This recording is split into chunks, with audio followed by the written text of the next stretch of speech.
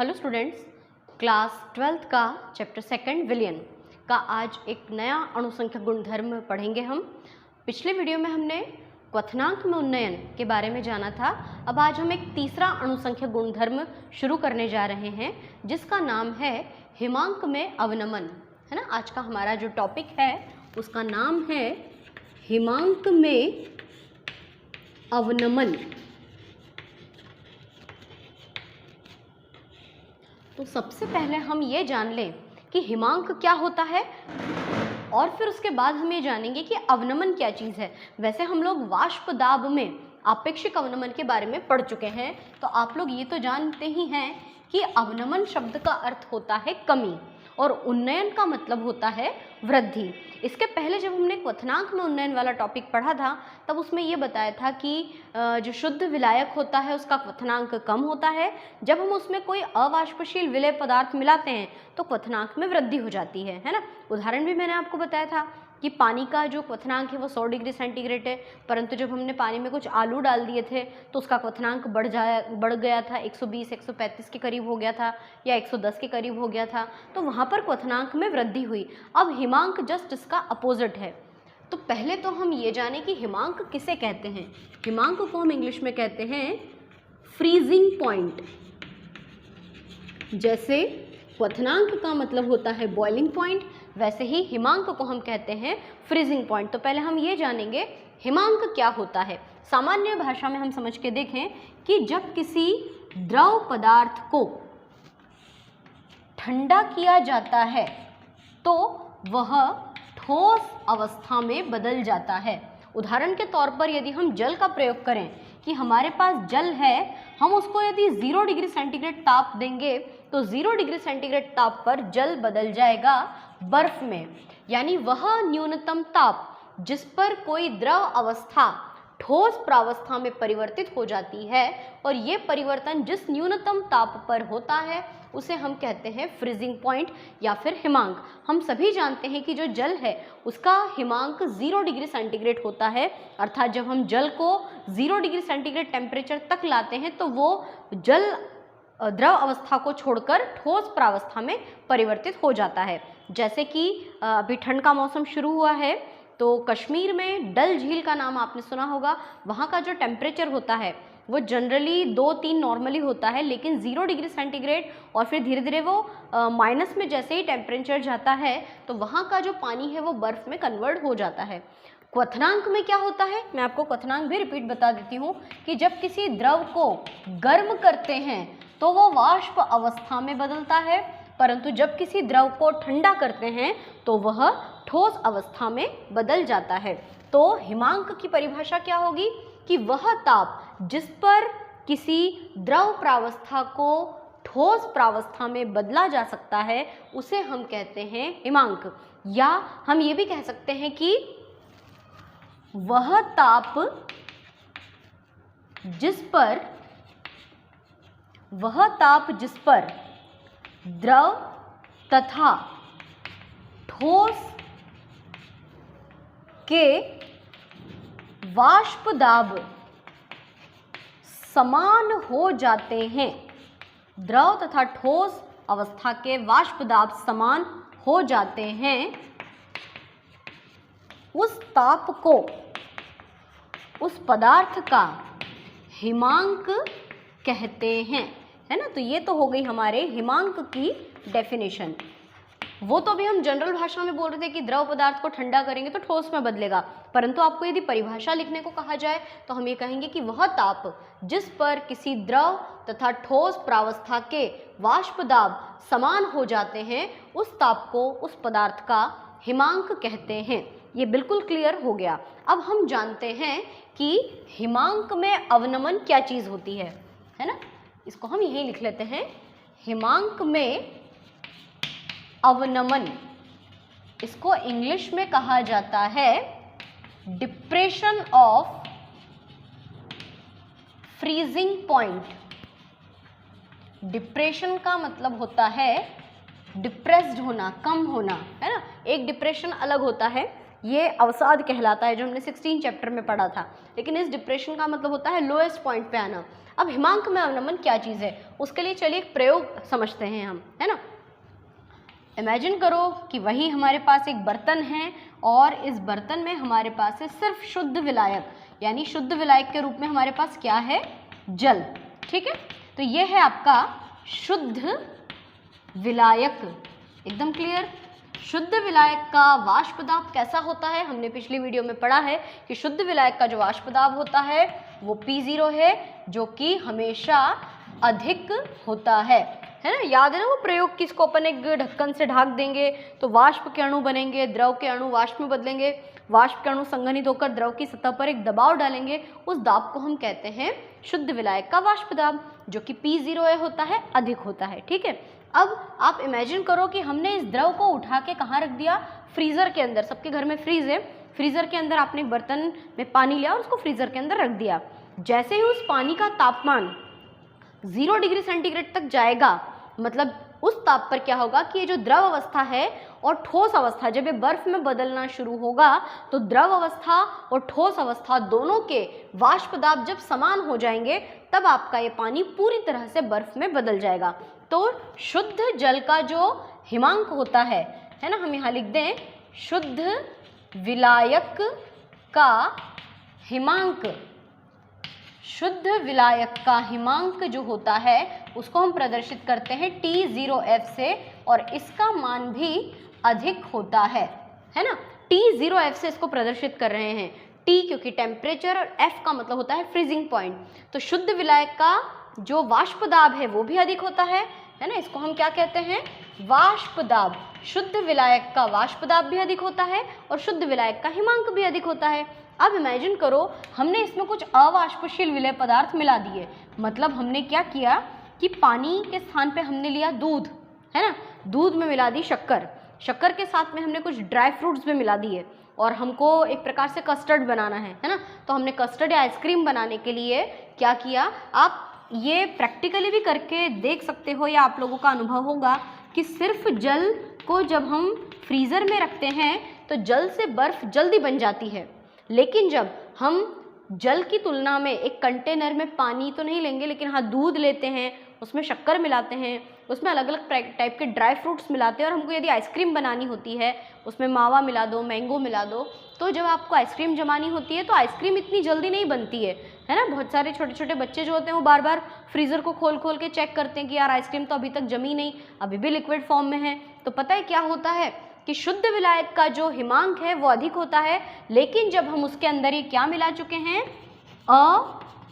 अवाष्पशील विलेय पदार्थ, तो अवाष्पशील विलेय पदार्थ मिला देने से क्या हो जाता है, इसके हिमांक में कमी आ जाती है। अवाष्पशील विलेय पदार्थ मिला देने से हिमांक में कमी आ जाती है, और इसका जो हिमांक है वो TF वो पहले की तुलना में कम हो जाता है। कैसे कम हो जाता है, अपन इसको नंबर्स में देखते हैं। देखिए शुद्ध जल का जो हिमांक है वो कितना है, 0 डिग्री सेंटीग्रेड। ठीक है, आपका जो पानी है वो 0 डिग्री सेंटीग्रेड पे बर्फ में बदल गया है, पर हमने उस पानी में दूध और शक्कर और बहुत सारी अन्य चीज़ें मिला दी, तब मान लो वो -5 डिग्री सेंटीग्रेड पे बर्फ में बदलेगा। तो अब आप ही बता दीजिए ये संख्या बड़ी है या ये वाली संख्या। ऑब्वियसली जो माइनस वाला अंक होता है वो कम होता है, यानी छोटा होता है, और 0 डिग्री सेंटीग्रेड इसकी तुलना में अधिक होता है। तो हम ये कहेंगे कि शुद्ध विलायक का जो हिमांक है वो अधिक होता है।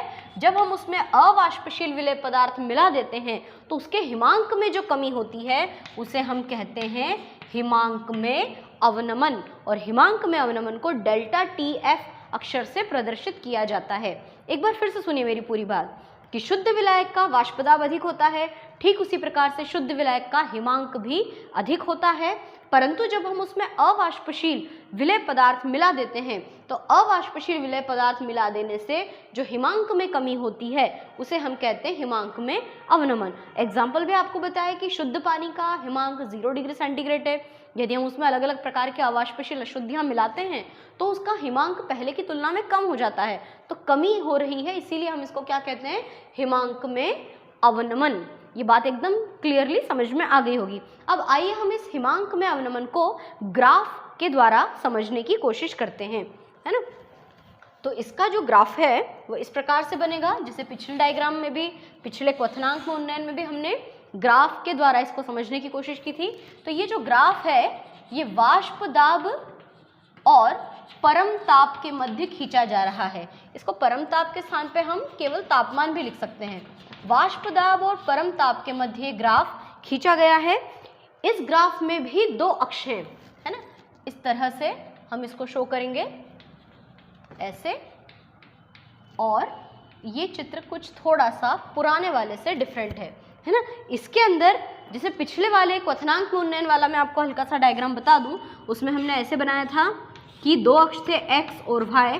x अक्ष पर वक्र AB था जो कि शुद्ध विलायक के वाष्प दाब को प्रदर्शित कर रहा था, और y अक्ष पर वक्र CD था जो विलयन के वाष्प दाब को शो कर रहा था। x अक्ष पर नीचे बिंदु T0B प्राप्त हो रहा था और यहाँ पे TB प्राप्त हो रहा था, और इनमें जो डिफरेंस था वो डेल्टा TB यानी कि क्वथनांक में उन्नयन था, है ना। अब इससे कुछ अलग है ये चित्र। इसमें हमको ये बताना है कि जब हम वाष्प दाब और परम ताप के मध्य में वक्र एक ग्राफ खींचते हैं तो हमें यहाँ पर प्राप्त होता है, ये देखिए, ये ऐसे बनेगा और ये ऐसे, ये A है ना, ये B और ये C, A B C, और ये जो पॉइंट है यहाँ से लेकर एक ग्राफ ये गया, इसको कह रहे हैं हम बिंदु D और इसको कहते हैं बिंदु E। एक बार फिर से सुनिए कि ये मान लो ये x अक्ष है और ये y अक्ष है, ठीक है ना। ये ग्राफ यहाँ से गया ऊपर तक, ये है AB और ये है BC और ऊपर है DE। बिंदु ये जो AB और जो BC है ये बिंदु B पर मिलते हैं। अब इसको हम थोड़ा सा क्लियर करने की कोशिश करते हैं, है ना। ग्राफीय व्याख्या हिमांक में अवनमन की इस प्रकार है कि इस चित्र में हमें वक्र, पहले जो AB दिखाई दे रहा है, ये AB वक्र जो है ये शुद्ध विलायक का वाष्प दाब है ना। और शुद्ध विलायक का वाष्प दाब ये किस अवस्था में है? ये शुद्ध विलायक का वाष्प दाब है ठोस अवस्था में। AB वक्र जो है, अभी आप इस बिंदु D को रहने दो, है ना। ये जो AB वक्र है ये ठोस अवस्था में शुद्ध विलायक का वाष्प दाब है, क्लियर। और जो बिंदु BC है ये भी शुद्ध विलायक का वाष्प दाब है, शुद्ध विलायक का वाष्प दाब, लेकिन ये किस अवस्था में है? ये द्रव अवस्था में है ना। AB भी शुद्ध विलायक का वाष्प दाब है, BC भी शुद्ध विलायक का ही वाष्प दाब है, परंतु ये ठोस अवस्था का शुद्ध विलायक का वाष्प दाब है और ये द्रव अवस्था का शुद्ध विलायक का वाष्प दाब है। शुद्ध विलायक के जो दोनों वाष्प दाब हैं ये बिंदु B पर मिलते हैं, यानी हम ये कह सकते हैं कि बिंदु B पर ठोस शुद्ध विलायक और द्रव शुद्ध विलायक इन दोनों के वाष्प दाब के मान समान हो जाते हैं। कहाँ पर? बिंदु B पर। हम यहाँ लिख देते हैं कि बिंदु B पर AB व BC के वाष्प दाब समान हो जाते हैं। और हमने पढ़ा था अभी हिमांक की डेफिनेशन में कि वह ताप जिस पर द्रव तथा ठोस के वाष्प दाब समान हो जाते हैं उस ताप को हम हिमांक कहते हैं। तो ठोस अवस्था का जो आपका शुद्ध विलायक है, मतलब कि शुद्ध पानी, AB बर्फ है तो ये शुद्ध विलायक का ठोस अवस्था में वाष्प दाब है, BC पानी है द्रव अवस्था में, जो उसका शुद्ध विलायक का वाष्प दाब जो है वो P0 है। बिंदु B पर दोनों पॉइंट मिलते हैं एक साथ और नीचे हमको प्राप्त होता है T0F, मतलब कि शुद्ध विलायक का हिमांक। इतना क्लियर हुआ। अब यहाँ पर हम जानते हैं कि शुद्ध विलायक में अब हमको क्या मिलाना है? अवाष्पशील विलेय पदार्थ। तो वक्र DE विलयन का वाष्प दाब है, विलयन का वाष्प दाब PA है, और विलयन का वाष्प दाब जो होता है वो शुद्ध विलायक के वाष्प दाब की तुलना में कम होता है। अब हम यहाँ लिख सकते हैं ये बिंदु D और बिंदु DE ये विलयन का वाष्प दाब है और विलयन का वाष्प दाब सदैव शुद्ध विलायक की तुलना में कम होता है, तभी तो वो ग्राफ नीचे है। आप इसकी तुलना इस ग्राफ से करो कि AB शुद्ध विलायक का वाष्प दाब था और CD विलयन का वाष्प दाब था। विलयन का वाष्प दाब हमेशा कम होता है, इसलिए उसका ग्राफ नीचे है। ये जो DE है, ये A और D आपको यहाँ बिंदु D पर मिले हुए नजर आ रहे हैं, तो बिंदु D पर नीचे हमें विलयन का हिमांक प्राप्त होता है और विलयन और शुद्ध विलायक के हिमांक में जो अंतर होता है वो डेल्टा TF कहलाता है ना। तो हम ये कह सकते हैं कि शुद्ध विलायक का हिमांक विलयन के हिमांक से अधिक होता है। शुद्ध विलायक का हिमांक अधिक होता है जब उसमें अवाष्पशील विलेय पदार्थ मिला दिया जाता है, तो उसके हिमांक में जो कमी आ रही है उस हिमांक में होने वाली कमी को हम कहते हैं डेल्टा TF, यानी कि हिमांक में अवनमन। हिमांक में अवनमन को डेल्टा TF से प्रदर्शित किया जाता है और हम जानते हैं कि जो डेल्टा TF होता है वो मोललता के समानुपाती होता है, ठीक क्वथनांक में उन्नयन की तरह। तो ये मोललता के समानुपाती है। हम इसको आगे सॉल्व करेंगे तो डेल्टा TF बराबर KF इंटू M, जहाँ पर KF क्या चीज़ है, KF का पूरा नाम होगा मोलल हिमांक उन्नयन स्थिरांक। मोलल हिमांक उन्नयन स्थिरांक, या फिर हम इसको कहते हैं क्रायोस्कोपिक, सॉरी के नहीं सी आएगा, क्रायोस्कोपिक कांस्टेंट। जैसे कि जो KB था वो इब्यूलोस्कोपिक कांस्टेंट था, ये क्रायोस्कोपिक कांस्टेंट है। तो ये रहा हमारा हिमांक में अवनमन का पूरा प्रश्न। मैं एक बार फिर से पूरा रिपीट करके समझाती हूँ आपको। सबसे पहले हिमांक किसे कहते हैं, तो वह ताप जिस पर किसी द्रव तथा ठोस प्रावस्था के वाष्प दाब समान हो जाते हैं उस ताप को हम हिमांक कहते हैं। या यूं कह लो कि जब किसी द्रव पदार्थ को ठोस अवस्था में बदला जाता है तो जिस ताप पर ये परिवर्तन होता है उसे हम हिमांक कहते हैं। अब बात करते हैं हिमांक में अवनमन की। तो हम जानते हैं कि शुद्ध विलायक का जो वाष्प दाब होता है वो अधिक होता है और शुद्ध विलायक का जो हिमांक है वो भी अधिक होता है ना। जैसे कि जल का हिमांक 0 डिग्री सेंटीग्रेड है, जब हम उसमें अवाष्पशील विलेय पदार्थ मिलाते हैं तो उसके हिमांक में कमी हो जाती है, तो हिमांक में होने वाली इसी कमी को हम कहते हैं हिमांक में अवनमन और इसको हम डेल्टा TF से प्रदर्शित करते हैं। ठीक है, अब हिमांक में अवनमन का ग्राफीय व्याख्या। तो ग्राफीय व्याख्या में हम देखते हैं कि हमने वाष्प दाब और परमताप के बीच में एक ग्राफ खींचा है। इसमें हमें वक्र AB प्राप्त होता है जो कि शुद्ध विलायक के वाष्प दाब को प्रदर्शित कर रहा है ठोस अवस्था में, है ना। और इसी प्रकार वक्र BC भी प्राप्त हो रहा है जो शुद्ध विलायक के वाष्प दाब को ही प्रदर्शित कर रहा है परंतु द्रव अवस्था में। ठीक है, AB भी शुद्ध विलायक का वाष्प दाब है, BC भी शुद्ध विलायक का वाष्प दाब है, बस डिफरेंस ये है कि ये ठोस अवस्था में और ये द्रव अवस्था में। शुद्ध विलायक के वाष्प दाब के मान बिंदु B पर मिलते हैं क्योंकि बिंदु B पर दोनों के वाष्प दाब समान हो जाते हैं और यहीं पर हमें प्राप्त होता है नीचे शुद्ध विलायक का हिमांक T0F। जब हम इसमें अवाष्पशील विलेय पदार्थ मिला देते हैं तो विलयन का जो वाष्प दाब है बिंदु ये वक्र DE द्वारा प्रदर्शित होता है। तो वक्र DE विलयन का वाष्प दाब है जो कि शुद्ध विलायक की तुलना में कम होता है। विलयन का जो वाष्प दाब है वो कम है और बिंदु D पर हमें नीचे विलयन का हिमांक प्राप्त होता है TF जो कि शुद्ध विलायक के हिमांक की तुलना में कम होता है। तो इन दोनों में जो अंतर है वो कहलाता है क्वथनांक में अवनमन, है ना। और क्वथनांक में अवनमन मोललता के समानुपाती होता है। समानुपाती का चिन्ह हटाते हैं तो नियतांक KF आता है। KF को मोलल हिमांक उन्नयन स्थिरांक या क्रायोस्कोपिक कांस्टेंट कहते हैं, है ना। एकदम क्लियर। अब एक और प्रश्न हम पढ़ेंगे यहाँ पर। वो प्रश्न क्या होगा कि सिद्ध करो हिमांक में अवनमन एक अणु संख्यक गुणधर्म है।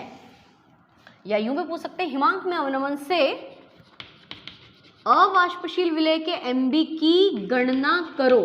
कल जैसा हमने प्रश्न पढ़ा था क्वथनांक वाला। ठीक वैसा ही प्रश्न ये है कि हिमांक में अवनमन से Mb की गणना कीजिए, यानी हिमांक में अवनमन से अवाष्पशील विलय युक्त विलयन के विलय के Mb की गणना कीजिए। शॉर्टकट में सिद्ध करो कि हिमांक में अवनमन एक अणु संख्यक गुणधर्म है। तो इस उत्तर की शुरुआत कहाँ से होगी? इसकी शुरुआत होगी इस पॉइंट से कि हम जानते हैं, है ना, इसका हल होगा, हम जानते हैं कि हिमांक में अवनमन मोललता के समानुपाती होता है। आगे हल करते हैं। डेल्टा TF बराबर KF इंटू M, समीकरण नंबर 1। अब आगे हमको ये लिखना है कि हम ये भी जानते हैं कि small m is equal to, क्या सूत्र है, WB गुणित 1000 बटे नीचे क्या आ जाएगा, MB गुणित WA। ये मोललता का सूत्र है। समीकरण 1 में m का मान रखने पर, या यूं कह दो कि समीकरण 1 व 2 से, समीकरण 1 व 2 से मतलब जहां आपको m दिख रहा है वहां पर आप ये पूरी वैल्यू एडजस्ट कर सकते हो। तो आगे हम लिखेंगे डेल्टा TF बराबर KF इंटू पूरी वैल्यू रख दो, ऊपर आ जाएगा WB गुणित 1000 और पूरे के बटे में आ जाएगा MB गुणित WA। अब हमें क्या प्रश्न पूछा है? प्रश्न ये पूछा है कि MB की गणना कीजिए। तो त्रिक गुणा कर देते हैं, MB इधर डेल्टा TF इधर। तो लास्ट स्टेप आ जाएगा आपका MB बराबर, ऊपर तो आ जाएगा KF into WB into 1000 upon में आ जाएगा डेल्टा TF इंटू MB तो उधर चला गया WA। तो ये सूत्र हमको मिला है जिसकी मदद से हम कुछ सवाल हल कर सकते हैं। अच्छा, एक बात और, इन सबको क्लियर करके आपको लिखना है। तो MB को क्या बोलते हैं, विलय का आणविक द्रव्यमान। KF को क्या बोलते हैं, मोलल हिमांक उन्नयन स्थिरांक या क्रायोस्कोपिक कांस्टेंट। WB क्या होता है, विलय का द्रव्यमान। WA क्या होता है, विलायक का द्रव्यमान। और डेल्टा TF क्या होता है, हिमांक में अवनमन। ये बिल्कुल क्लियर हो गया। अब इस लास्ट सूत्र की मदद से हम एक सवाल हल करते हैं, है ना, क्योंकि आपको लग रहा होगा कि सेम ये क्वथनांक में उन्नयन के ही जैसा है। तो चलिए हम इसका सवाल हल करते हैं। हमारा प्रश्न है कि जब 200 ग्राम जल में, क्वेश्चन, 200 ग्राम जल में 2.769 ग्लिसरीन, 2.769 ग्राम ग्लिसरीन घोला जाए, यदि उसका हिमांक में अवनमन, 0.279, हिमांक में अवनमन के लिए जो चिन्ह है वो क्या है, डेल्टा TF। यदि उसका हिमांक में अवनमन 0.279 हो और जल के लिए KF का मान 1.86 हो, तो इसकी वैल्यू मैं आपको सीधे सीधे लिख देती हूँ कि जल के लिए KF का मान 1.86 किलो जूल मोल इनवर्स हो, तो ग्लिसरीन के आणविक द्रव्यमान की गणना कीजिए। क्या पूछा है हमसे, ग्लिसरीन के MB की यानी कि आणविक द्रव्यमान की गणना कीजिए। अब हम इस प्रश्न को फिर से पूरा दोहराते हैं ताकि हमारे दिमाग में एक एक चीज क्लियर हो जाए। क्या प्रश्न है कि 200 ग्राम जल 200 ग्राम जल में 2.769 ग्राम ग्लिसरीन घुला हुआ है। यदि हिमांक में अवनमन 0.279 है और जल के लिए KF यानी कि क्रायोस्कोपिक कांस्टेंट का मान 1.86 है, तो ग्लिसरीन के आणविक द्रव्यमान की गणना कीजिए। मैंने आपको कल क्वथनांक में उन्नयन पर एक प्रश्न बताया था और उसका भी हमने एक सवाल हल किया था जिसमें हमने यूरिया का आणविक द्रव्यमान ज्ञात किया था। बस बिल्कुल वैसे ही हमको सॉल्व करना है। तो अब इसका हल हम कैसे करें? हल के लिए हम सूत्र लिख देते हैं।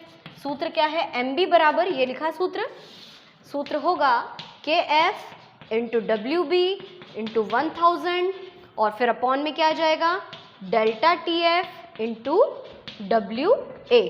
ठीक है, अब हम देखते हैं कौन सी चीज़ें क्या क्या हैं। प्रश्न को फिर से पढ़ते हैं कि 200 ग्राम जल में 2.769 ग्राम ग्लिसरीन घुला है। अब आप ये सोचो कि जल और ग्लिसरीन दोनों में से कौन विलायक है, कौन विलेय है, जिसकी मात्रा ज़्यादा वो विलायक, जिसकी मात्रा कम वो विलेय। तो ये WA जो है वो किसके लिए यूज़ किया जाता है, हम इसको ऐसे लिखते हैं कि दिया है WA कितना है आपका 2.769 और WB कितना दिया है, उल्टा बोल दिया मैंने, है ना, WA तो है 200 और WB है 2.769। KF का मान क्लियर दिख रहा है, डेल्टा TF का मान भी क्लियरली दिखाई दे रहा है, हमको सिर्फ सूत्र में मान को रखना है। तो चलिए मान रखते हैं सूत्र में। तो MB बराबर KF के स्थान पे क्या लिखोगे 1.86 इंटू WB के स्थान पे क्या लिखना चाहिए 2.769 0.27279 है ना, इंटू 1000 और अपॉन में डेल्टा TF का मान कितना दिया है,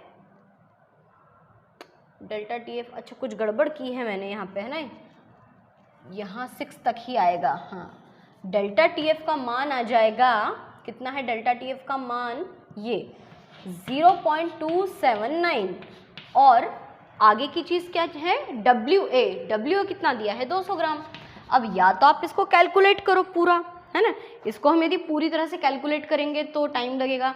मैंने आपको एक शॉर्ट ट्रिक बताई थी, वो ट्रिक क्या थी कि भैया हमको MB की गणना करनी है, ग्लिसरीन की MB की गणना करनी है। अब ये ग्लिसरीन क्या है, ग्लिसरीन का फॉर्मूला अगर आपको याद हो तो आप बहुत अच्छे से इसको हल कर सकते हो, है ना।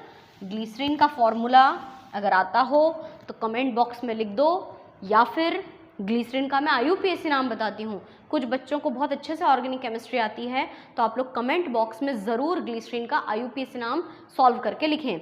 IUPAC नाम है इसका 1,2,3 ट्राई प्रोपेनॉल, 1,2,3 ट्राई प्रोपेनॉल, है ना। जिन बच्चों को ये देखकर समझ में आ गया है वो जल्दी से कमेंट बॉक्स में इसका फॉर्मूला बनाकर लिख दो, इसका मूलानुपाती सूत्र लिख दो और इसको पूरा सॉल्व करने के बाद जो आंसर आता है वो भी आप कमेंट बॉक्स में लिख देना, ठीक है ना।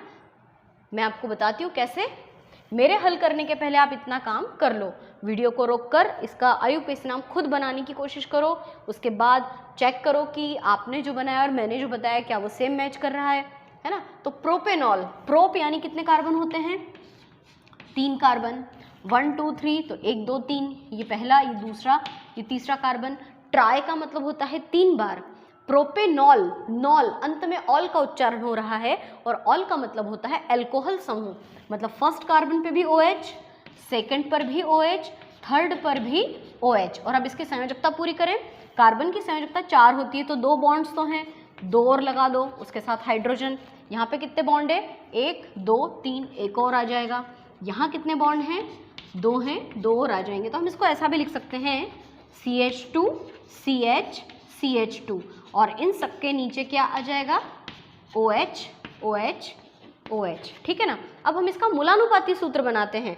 तो कार्बन 3 बार है, हाइड्रोजन गिने कितनी बार है 2 3 4 5 6 7 8, 8 हाइड्रोजन, और ऑक्सीजन कितनी बार है 3 बार। ये बन गया प्रोपेनॉल का मूलानुपाती सूत्र, यानी कि ग्लिसरीन का मूलानुपाती सूत्र। अब इस ग्लिसरीन का आणविक द्रव्यमान कैसे निकालें, तो कार्बन के एक परमाणु का भार होता है 12, है ना। कार्बन मैं यहाँ साइड में लिख देती हूँ, आपको हमेशा याद रहेगा कि कार्बन के एक परमाणु का भार होता है 12, हाइड्रोजन के एक परमाणु का भार होता है 1 और ऑक्सीजन के एक परमाणु का भार होता है 16।